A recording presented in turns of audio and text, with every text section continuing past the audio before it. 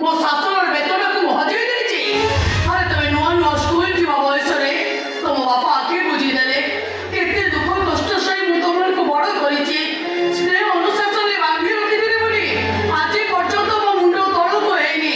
ହେଲେ ତ ବଡ଼ ଭାଇ କଣ କରୁଛନ୍ତି? ବଡ଼ ଭାଇ ବିବାହର ବୟସ ଅତିକ୍ରମ କରିସାରିଲା ପରେ ଗାଁ ଗୋଟେ ବାହା ହେଇ ଘରକୁ ନେଇ ଆସୁଛି।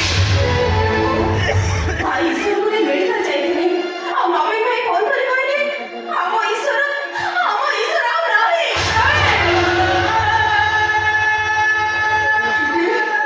ତୁ ଏ କଣ କହୁଛୁ? ହଁ ବୋଉ, ଭାଇଙ୍କ ସାଙ୍ଗ ନବୀନ ଭାଇ ମତେ ଫୋନ କରି ସବୁ କଥା କହିଲେ। ଜାଣିଛୁ ଅନେକ ଚେଷ୍ଟା କରି ମଧ୍ୟ ଡାକ୍ତରମାନେ ଆମ ଈଶ୍ୱରକୁ ବଞ୍ଚେଇ ପାରିଲେନି।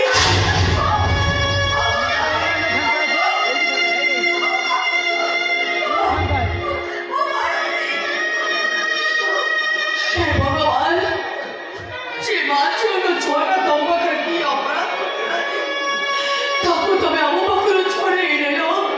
से ईश्वर ए घरକୁ ଆସିବା ଦିନଠାରୁ ଏ ଘରଟା ହସ ଖୁସିରେ ଫାଟି ପଡ଼ୁଥିଲା। ତା ସମୟ ଦେଖିବା ପୂର୍ବରୁ ମୋତେ ସବୁ କରିଦେଲନି କାହିଁକି? ସେମିତି କହନି। ଜାଣିଛୁ ଈଶ୍ୱରର ଶେଷ ଦର୍ଶନ କରିବା ବି ଆମ ଭାଗ୍ୟରେ ନାହିଁ। ଆରେ ତା ସବୁକୁ ଦେଖି ଆମେ ଶୋଇପାରିବାନି ବୋଲି ଭାଇ ତାକୁ ସିଧା ସ୍ୱର୍ଗ ଦ୍ୱାର ନେଇଗଲେ। ତୁ ତ କହୁଥିଲୁ ମନୋଜ ଆଉ ଗୋଟେ ବାହା ହେଇ ପଡ଼ିଛୁ ବୋଲି। ଏମିତି ପରିସ୍ଥିତିରେ ସେ କଣ ବାହା ହେବାକୁ ତା ଚିନ୍ତା କରିପାରିବ? ମୁଁ ଶୁଣିଲି ତୁ ଯାହା ଶୁଣିଛୁ ମିଛ ଶୁଣିଛୁ। ଏଇ ତ ଭାଇ ଆସିଲେଣି।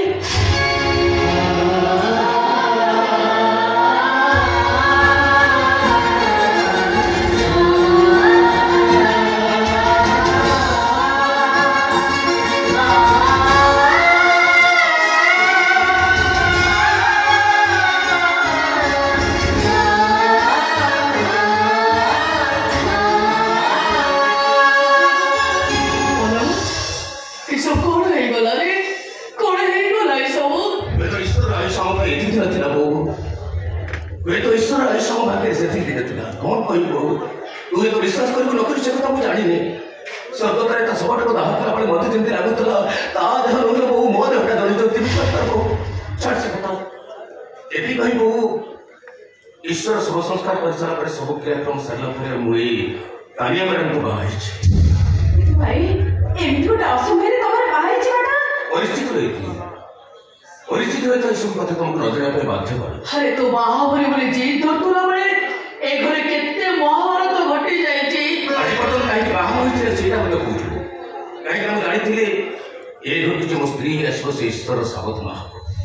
ଏ ଘରର ସ୍ନେହ ମମତା ଭଲ ପାଇବା ସେଥିରେ ବଞ୍ଚିତ ନ ହଉ କେବଳ ସେଇଥିପାଇଁ ମୁଁ ଆଜି ପର୍ଯ୍ୟନ୍ତ ବିବାହ କରିନଥିଲି। ତୋତେ ପାରିହବନି ପାଗଳା।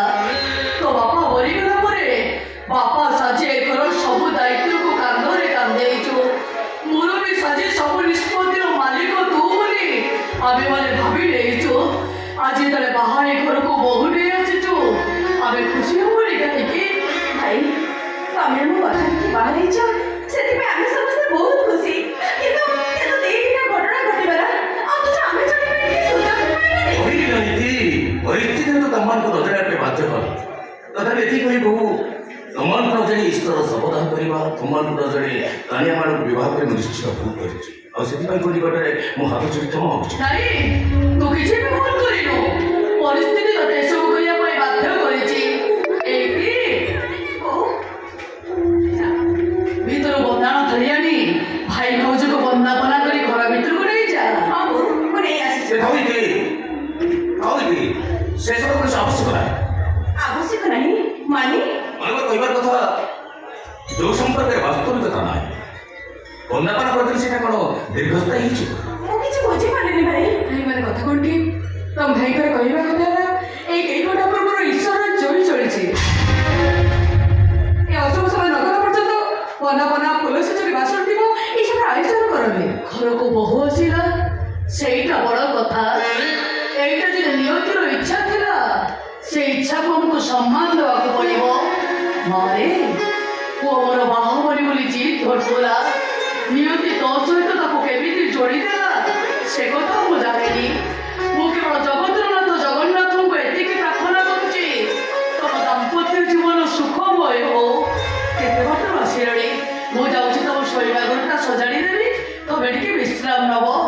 ଆଉ ଠାକୁରଙ୍କୁ ଏତିକି ଡାକୁଛି ଆଉ ଗୋଟେ ଈଶ୍ୱର ଖୁବ୍ ଶୀଘ୍ର ଏ ଘରକୁ ଆସୁ। ଏଠି ହଜାରେ ସପନ ଭିଡ଼ା, ଏ ତ ଭରସାର ସୁରନୀଳ। ସେଇ ନୀଳ କାନ୍ଥରେ ଲେଖା ଦୁଇଟି ନାଁ, ଗୋଟିଏ ପୁରୁଣା ଗୋଟିଏ ନୂଆ। ଭାଉଜ ଭାଉଜ ସତରେ ଏମିତି ଗୋଟେ ସୁନ୍ଦର ଭାଉଜ ପାଇବି ବୋଲି ମୁଁ କେବେ ଇମାଜିନ୍ ବି କରିନଥିଲି। ଇଚ୍ଛା ହଉଛି ମୋ ନୂଆ ଭାଉଜଙ୍କ ସହିତ ଦି ଚାରିଟା ରିଲ୍ସ କରି ଇନଷ୍ଟାଗ୍ରାମରେ ପୋଷ୍ଟ କରିଦେବାକୁ। କିନ୍ତୁ ସର୍ଭିସ ଗୁଡ଼ାକ ଫଟୋ